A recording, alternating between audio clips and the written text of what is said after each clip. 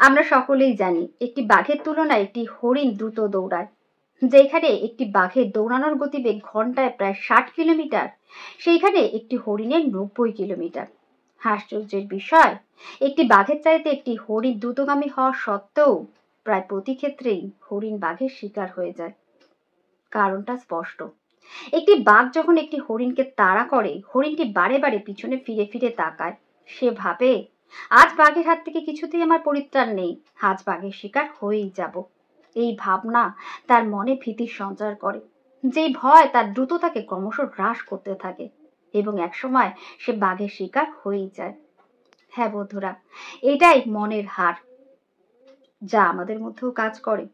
ময়দানে হেরে যাওয়া মানুষ কখনো বা জিতে ফেরে, কিন্তু মন থেকে হেরে যাওয়া মানুষ কখনোই না। আপনি যদি মন থেকে দৃঢ় হন আপনি জিতবেন, তাহলে আপনার জিত নিশ্চিত।